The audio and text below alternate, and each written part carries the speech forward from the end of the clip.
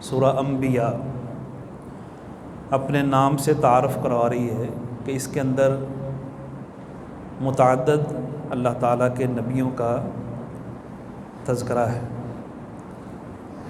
اور سورہ حج وہ بھی اپنے نام سے معروف ہے کہ اس میں اسلام کے بنیادی رکن حج کا تذکرہ ہے۔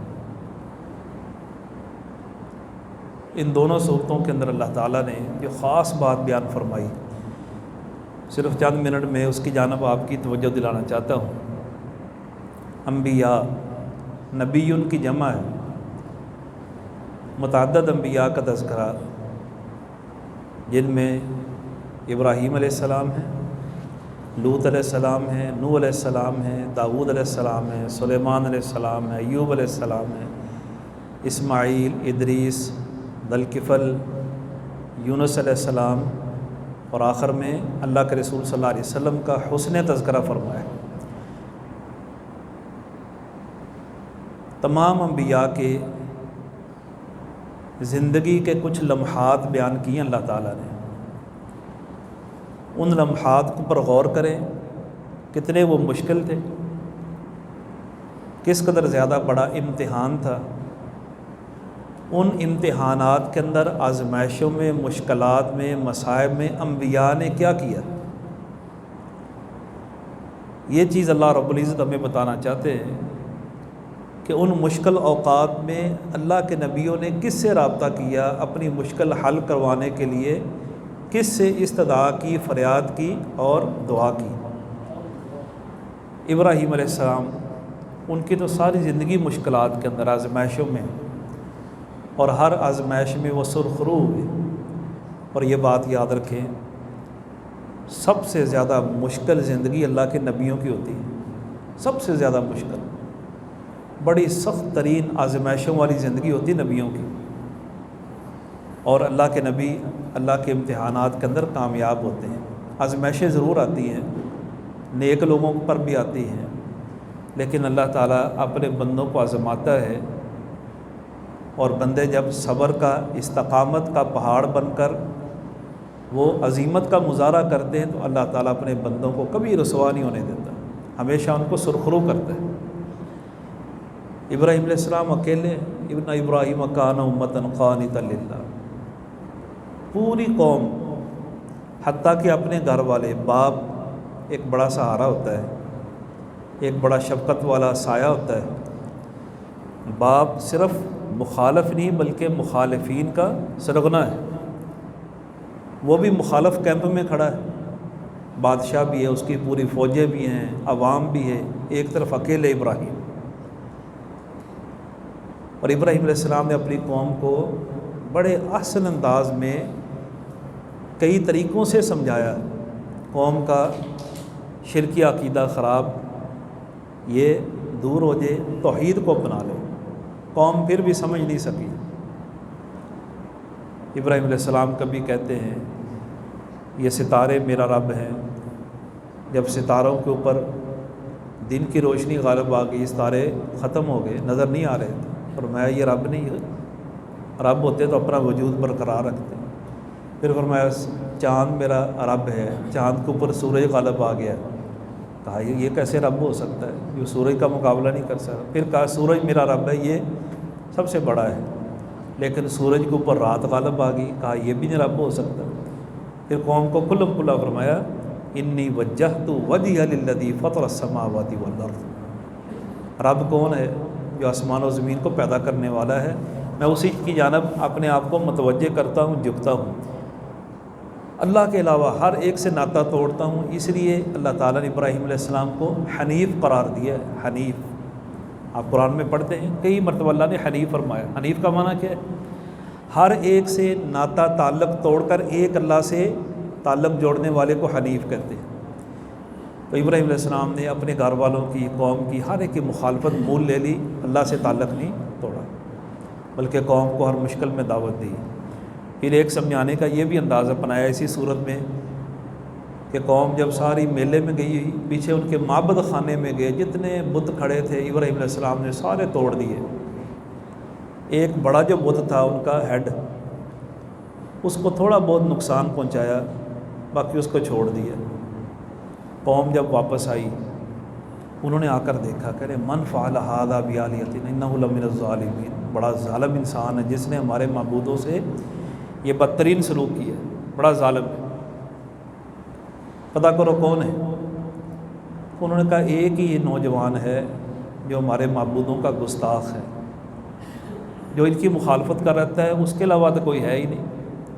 کون ہے؟ کہتے ہیں اس کا نام ابراہیم، لاؤ بھی اس کو پکڑ کے لاؤ۔ فاتوا بہ علی اعین الناس، لوگوں کے سامنے اس کو لاؤ، اس کا جرم ثابت کرو تاکہ اس کو سزا دیں۔ ابراہیم علیہ السلام کو لایا گیا۔ اب دیکھیں کتنا خوبصورت انداز۔ ہاں بھی ابراہیم، انت فعلت بآلہتنا، ہمارے معبودوں کے ساتھ یہ برا سلوک تو نے کیا ہے؟ تو ابراہیم علیہ السلام کیا فرماتے ہیں؟ بل فعلہ کبیرہم، یہ جو بڑا ہے نا اس نے کیا ہے، بڑے نے کیا ہے۔ بل فعلہ کبیرہم ھذا فاسألوا من کانوا ینطقون، اس سے پوچھ لو تمہارا معبود ہے نا یہ بولتا ہوگا، اگر بولتا ہے تو اس سے پوچھ لو، یہ بتا دے گا یہ بدترین سلوک کس نے کیا۔ فرجعوا الی انفسہم، سب کی گردنیں نیچے جھک گئیں۔ اب کیا جواب دیتے ہیں؟ بھلا بت بھی بولتے ہیں، بت بھی سنتے ہیں، وہ جواب دیتے ہیں، قبول کرتے ہیں۔ اب یہی بات ابراہیم علیہ السلام ان کو کہتے، وہ مانتے نہیں تھے۔ اپنے باپ کو بھی یہی کہا تھا نا، یا ابت لم تعبد ما لا یسمع ولا یبصر ولا یغنی عنک شیئا، نہ وہ دیکھتے ہیں نہ بولتے ہیں نہ آپ کو کوئی فائدہ دے سکتے، ان کو آپ پکارتے۔ اب وہ خود مڑ کر کہنے لگے، ابراہیم تو جانتا ہے نا ما لا ینطقون، یہ تو بول ہی نہیں سکتے۔ اب یہی بات ابراہیم علیہ السلام ان کی زبان سے کہلوانا چاہتے تھے۔ وہ خود کہہ رہے یہ بول ہی نہیں سکتے۔ وہ رب کیسا جو بول ہی نہ سکتا ہو، نہ سنتا ہو نہ دیکھتا ہو، اور چپ کر کے مار بھی کھا لے، اس کا وجود بھی ختم کر دیا جائے، وہ رب ہو سکتا ہے؟ کتنا احسن انداز تھا اللہ کے پیغمبر کا قوم کو سمجھانے کے لیے، لیکن قوم کی عقل کے اوپر پردہ پڑا۔ مشرک آدمی کی عقل پہ پردہ پڑ جاتا ہے، اس کو جتنا مرضی سمجھا لو، قرآن کی آیتیں سنا لو، حدیثیں سنا لو، واقعات سنا لو، انبیاء کا تذکرہ کر لو، ان کی دعائیں سنا لو، آگے سے کہتے ہیں یہ گستاخ، بس یہ ایک لفظ، یہ بزرگوں کا گستاخ ہے۔ ابراہیم علیہ السلام کہنے لگے یہ ہمارے معبودوں کا گستاخ ہے، بس خود ہی کہہ رہی ہے تو بولتے ہی نہیں۔ تو ابراہیم علیہ السلام فرمایا اف، قرآن کے الفاظ، افسوس، اف لکم، تم پر افسوس ہے، کن کی تم عبادت کرتے ہو، ما لا ینفعکم شیء ولا یضرکم، جو تمہیں ایک ذرے کا بھی فائدہ نہیں دے سکتے نہ نقصان پہنچا سکتے، ان کے پاس کچھ ہے ہی نہیں اختیارات۔ اور اگلی سورہ حج کے آخر میں اللہ تعالیٰ نے کیا فرمایا؟ اس آیت کو اس کے ساتھ ملائیں۔ لوگ تو کہتے ہیں نا وہ جی فلاں بڑا کرنی والا ہے، وہ بڑا پہنچا ہوا ہے، عارف باللہ ہے، بس وہ اللہ تعالیٰ کے عرش کے قریب پہنچ گیا ہے، وہ ہر کی دل کی بات جانتا ہے، بس اس کو مشکل کے وقت پکاریں، آواز دیں، اس کے نام کی دعائیں دیں، تمہاری ساری پار، تمہارے بیڑے پار۔ یہ لوگوں کے عقیدے ہیں مسلمان کلمہ پڑھنے والوں، اس قدر مت ماری ہوئی ہے۔ اللہ فرماتے جن کو تم پکارتے ہو نا، یا ایھا الناس ضرب مثل فاستمعوا لہ، آؤ ان کی تمہیں مثال سنائیں، کان لگا کر سنو۔ ان الذین تدعون من دون اللہ، وہ جن کو تم اللہ کے علاوہ پکارتے ہو، لن یخلقوا ذبابا، وہ سارے مل کر، ولا اجتمعوا لہ، اکٹھے ہو جائیں، سر جوڑ لیں، ایک مکھی نہیں پیدا کر سکتے۔ تم کہتے ہو ہمیں اولاد دیتا ہے، ہمیں بیماریوں سے شفا دیتا ہے، ہمارے رزق میں اضافہ کرتا ہے، وہ تو ایک مکھی نہیں بنا سکتے۔ مکھی بنانا تو دور کی بات ہے، وہیں یسلبہم الذباب شیئا، ان کے سامنے ڈھیر لگائے ہوتے ہیں نظر و نیاز کے۔ معبد خانے کے اندر بھی ابراہیم علیہ السلام دیکھا، ان کے سامنے ڈھیر لگے ہوئے کھانے کے، نظر و نیاز، جیسے آج کل قبروں پہ نظر و نیاز ہوتی ہے۔ اللہ فرماتے جن کے آگے تم نظر و نیاز رکھتے ہو، یہ کیا ہے؟ یسلبہم الذباب، ایک مکھی اڑ کر آئے اور ان کی نیاز کے اوپر آ کر بیٹھ جائے، اور اپنی مرضی سے، مکھی کتنا کھا سکتی؟ ایک ذرے کے برابر بھی نہیں کھاتی، اتنا سا کھا لے۔ وَإِن يَسْلُبْهُمُ الذُّبَابُ شَيْئًا لَّا يَسْتَنقِذُوهُ مِنْهُ، وہ اپنی نیاز کو مکھی سے نہیں بچا سکتے، تمہیں مصیبتوں سے کیسے بچائیں؟ تمہیں بیماریوں سے کیسے نجات دیں گے، تمہاری ڈوبتی کشتی کو کیسے پار لگا دیں گے۔ یہ ہے توحید، لوگ سنتے ہی نہیں، بڑی کڑوی لگتی ہے لوگوں کو توحید۔ شرک کے اوپر جب عقیدے پختہ ہو جائے تو پھر توحید سے بری چیز مشرک آدمی کو کوئی نہیں لگتی۔ عقل پہ پردہ ہے نا، اپنے ہاتھ سے تراشتا ہے، اپنے ہاتھ سے سامنے رکھ کر تراش کر اس کے سامنے جھک جاتا ہے۔ دور جاہلیت میں بھی ایسے کرتے تھے، راستے میں اگر کسی کے پاس بت کوئی چیز نہیں ہوتی اور عبادت کرنی ہوتی، جو ان کے پاس ستو پنیر ہوتا وہ لیتے، اس کو گو کر بت بنا لیتے چھوٹا سا، اس کو سامنے کھڑا کر کے عبادت کر لیتے۔ پھر سفر کرتے تو ان کا زیادہ راہ بھی وہی ہوتا، وہی کھانا ہوتا تھا، پھر بھوک لگتی اسی بت کو توڑ کے کھا جاتے۔ یہ مشرک آدمی عقل۔ ہندو اب دیکھیں کتنے سیانے ہیں، ہندو کھتری کتنے سیانے ہیں، کاروباری لوگ ہیں، بڑے بڑے بزنس مین، لیکن مت ماری ہوئی اپنے ہاتھ سے مورتیاں بناتے ہیں، گندی سی شکلیں بنا لیتے ہیں، عورتوں کی مورتیوں کے سامنے رکھ کر ان کے سامنے جھک جاتے ہیں، ان کے اوپر دودھ بہاتے ہیں، ان کے نام کا وہ بھی نظر و نیاز کرتے ہیں، ان کا دیکھا دیکھی مسلمان یہ قبروں پہ ایسا کرتے ہیں۔ اب قبروں والے اللہ فرماتے ہیں تم ان کو سنا ہی نہیں سکتے، وہ مان تک بمسلم فی القبور، یہ توحید ہے۔ اللہ نے نبیوں کے ذریعے واقعات بیان کر کے ہمیں متنبع کیا توحید کیا چیز ہے۔ ابراہیم علیہ السلام نے یہ اپنی قوم کو سمجھایا، او فی لکم ولیما تعبدون من دون اللہ، افسوس تم پر اللہ کے علاوہ جن کی تم عبادت کرتے ہیں وہ نفع نقصان کے مالک نہیں۔ اب قوم نے کیا کیا، کوئی جواب ہی نہیں اس کا، کیا کر سکتے ہیں؟ ایک ہی ان لوگوں کے پاس پھر طریقہ کار ہوتا ہے، پکڑ لو مارو، حرکوہ وانصروا آلیتہ۔ آپ دیکھیں مت ماری ہوئی، کہتے اس کو جلا دو، اپنے معبودوں کی مدد کرو۔ معبود وہ مدد کرتا ہے یا اس کی مدد کی جاتی ہے؟ اللہ ساری کائنات کا معبود ہے، اللہ تعالیٰ سب کی مدد کرتا ہے۔ اللہ خود فرماتے ہیں میں مدد کرتا ہوں، اللہ تعالیٰ ہی تمہارا مددگار ہے، اللہ تعالیٰ ہی کارساز ہے، مشکل کشا، حاجت روا ہے۔ اب کہنے کہ اپنے معبودوں کی مدد کرو، اس کو آگ میں جلاؤ۔ بڑا آگ کا الاؤ انہوں نے تیار کیا، اس میں پھینکا تو ابراہیم علیہ السلام کو انہوں نے جب دعا کی، کیا دعا کی؟ ابراہیم علیہ السلام خود نبی ہے، جد الانبیاء، کسی سابقہ بڑے نبی کا واسطہ نہیں ڈالا، نوح علیہ السلام کا ڈالا، ادریس علیہ السلام کا، آدم علیہ السلام کا نہیں۔ کیا فرمایا؟ حسبی اللہ، بس مجھے اللہ ہی کافی ہے۔ اور اللہ نے قرآن کریم کے اندر اپنے نبی کو، ہمارے آقا صلی اللہ علیہ وسلم کو اور ہمیں یہی کہا ہے، قل حسبی اللہ، آپ نے یہ کہنا مجھے اللہ ہی کافی ہے، لا الہ الا ہو، اس کے علاوہ معبود ہی نہیں۔ تو ابراہیم علیہ السلام نے یہ نعرہ لگایا آگ میں کہ اللہ تعالیٰ، آگ بھی اللہ کی مخلوق ہے، قلنا یا نار کونی بردا و سلاما علی ابراہیم، اے آگ سلامتی والی بن جائے۔ ابراہیم علیہ السلام آگ میں بیٹھے، الاؤ جل رہا ہے، اتنا بڑا الاؤ ہے۔ کئی دنوں بعد آہستہ آہستہ وہ الاؤ آگ کا ختم ہوا، قوم نے اکٹھے ہو کر دیکھا آگ ختم ہو گئی ہے، بلکہ وہ آگ، اس کی راکھ ابراہیم کے لیے گلزار بن چکی ہے۔ وہ ایسے جیسے کسی باغ کے اندر بیٹھے ہیں، ایک بال تک نہیں جلا۔ کون سی طاقت ہے جس نے ابراہیم کو بچایا؟ اللہ۔ لیکن قوم کو پھر بھی عقل نہیں آئی بھی اس کو بچانے والا کون ہے؟ اگر ہمارے معبود سچے ہیں جن کی خاطر ہم اس کو سزا دے رہے ہیں، اس کو بچانے والا کون ہے؟ کسی نے غور ہی نہیں کیا۔ ایمان پھر بھی کوئی نہیں لایا، نہ باپ ایمان لایا، نہ قوم ایمان لائی، اکیلے ابراہیم۔ آگے آپ دیکھ لیں، نوح علیہ السلام فرمایا وَنَجَّيْنَاهُ أَهْلَهُ مِنَ الْكَرْبِ الْعَظِيمِ، ہم نے نوح علیہ السلام اور ان کے اہل خانہ جتنے ایمان والے تھے بڑی آزمائش سے ہم نے ان کو نجات دی، ہم نے نجات دی۔ فاستجبنا، ہم نے ان کی دعائیں قبول کر لی۔ اس کے بعد داؤد علیہ السلام، سلیمان علیہ السلام، پھر ایوب علیہ السلام، کتنی لمبی بیماری کاٹی۔ اللہ کے پیغمبر ہے، 18 سال بیمار رہے، 18 سال۔ یہاں کوئی 4 دن آدمی بیمار ہو جائے نا، ڈاکٹروں سے مایوس ہو جاتا ہے، حکیم سے مایوس ہو جاتا ہے، اور پھر ادھر ادھر کے ٹکرے مارنے شروع کر دیتے ہیں، درباروں پر، مزاروں پر، پیروں فقیروں کے پاس، جہاں اس کے کان میں کوئی آواز پڑتی وہاں منہ اٹھا کے بھاگ جاتے ہیں۔ کوئی ادھر گر رہا ہے، کوئی ادھر گر رہا ہے، فلاں سے شفا مل جائے گی۔ کوئی کسی کی مٹی کھا رہا ہے، کوئی کسی کا نمک چاٹ رہا ہے، کوئی کسی کے بوٹ چاٹ رہا ہے، کسی کے سامنے گرا ہوا ہے۔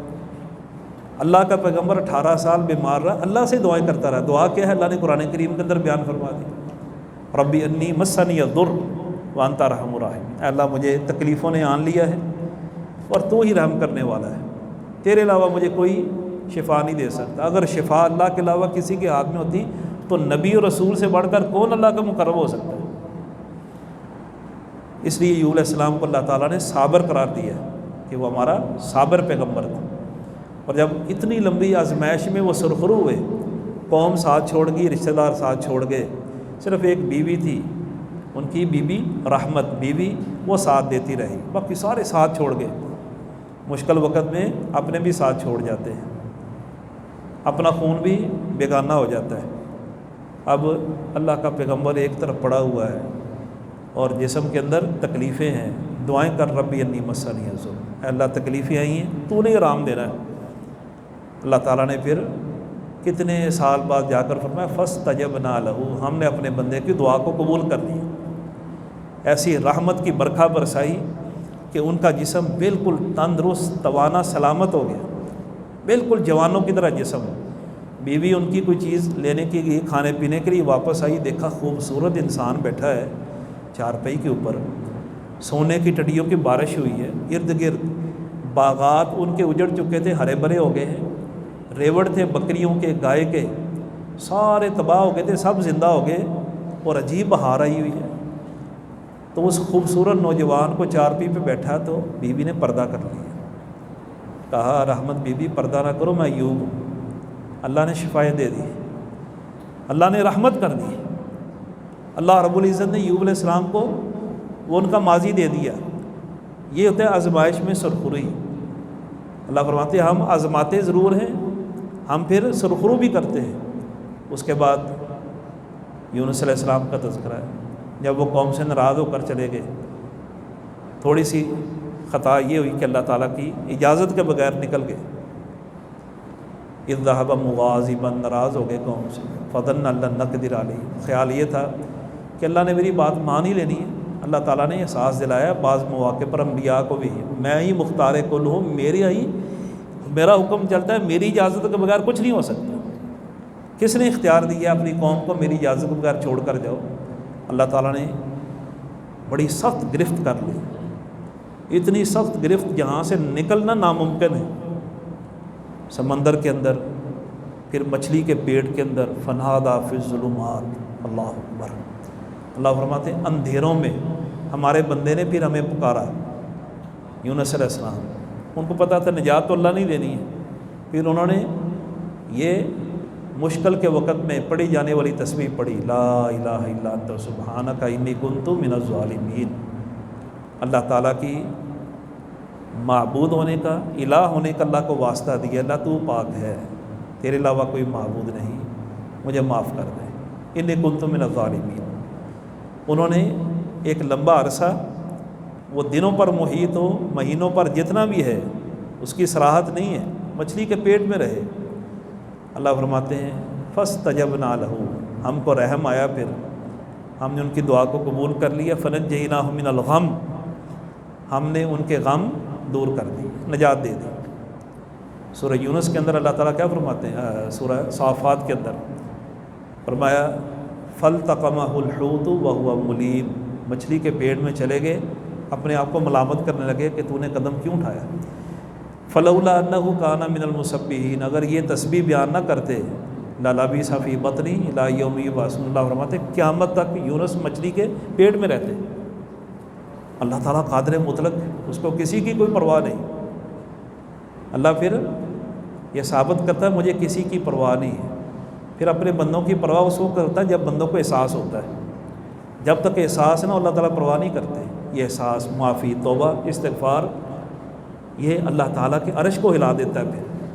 پھر اللہ تعالیٰ اپنے بندوں کو قبول کرتے، تو پھر مچھلی کے پیٹ سے نجات دے دی۔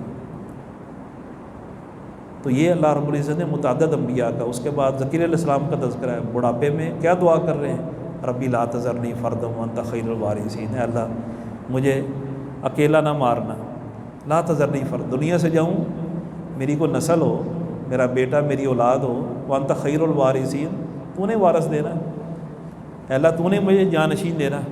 اللہ تعالیٰ نے دیا، پھر یحییٰ علیہ السلام عطا کر دیے۔ تو یہ پیغمبروں نے کس سے مانگا ہے؟